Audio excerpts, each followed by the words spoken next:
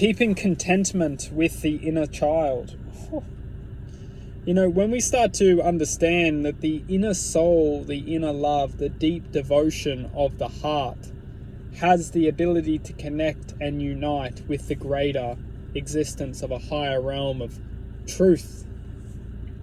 The world that we're living in is limited with truth. We can only connect to truth via a feeling or an intuitive substance. You know, it's almost like we have this substance within us that has the ability to link, or like a magnet, but on an energetical level, that our intuition has the ability to connect and link with this higher realm of justice, truth, wisdom. It's a vibrational plane of infinite soul imagination.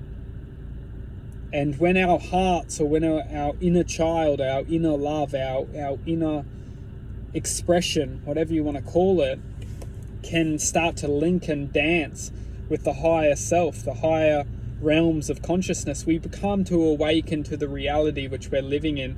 The reality which we're living in may seem very real, but it's only an illusional vortex, or a fake existence of our true nature.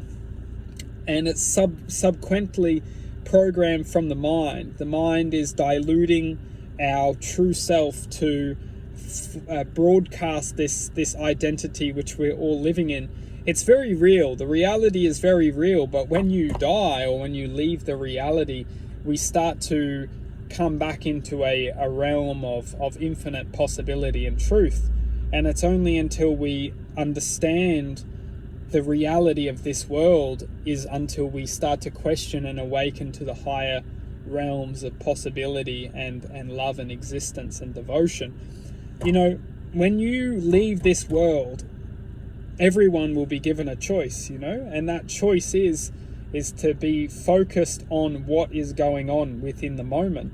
And the moment may seem very out of existence in this moment. We might feel very disconnected from it. But the truth is when we leave the world, we will all be brought back to the moment. And where we go from there is the infinite question of possibility. Do we get re-put into this world? Do we go somewhere else? This comes down to the soul's justice, the soul's truth, the soul's potential. Maybe if we have unlocked a sense of code, we can then transfer that code into a different place, a different dimension, a different location within infinite possibilities. But maybe if we don't formulate that code, maybe we'll be brought back into this world, and maybe we'll be focused on a point of attention which can help us learn in a different aspect to the life we once lived.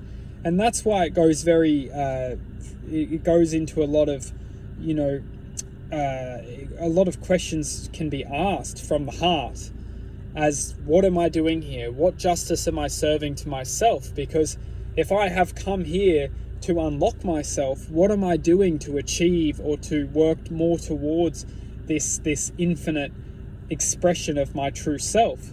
You know, how much am I working towards this every single day? Or am I only following my mind's delusional agenda to keep me lost, to keep me distracted, to keep me entangled with the virtual reality that I'm living in? Or am I working myself back to the heart? We'll always be walking to the heart because it's our true identity. We'll always be gravitating towards our heart, no matter how much we feel we're not. Truth is that we will always be given a choice, and therefore the choices we will make will always be allowing us to learn something. Even if we're so ignorant in this present moment, we'll always be working towards a state of awareness that will be elevated to a point of justice. And the justice will bring us a sense of truth within expression of change. And the decisions we make, or the changes we bring into our lives, will serve justice for our true self.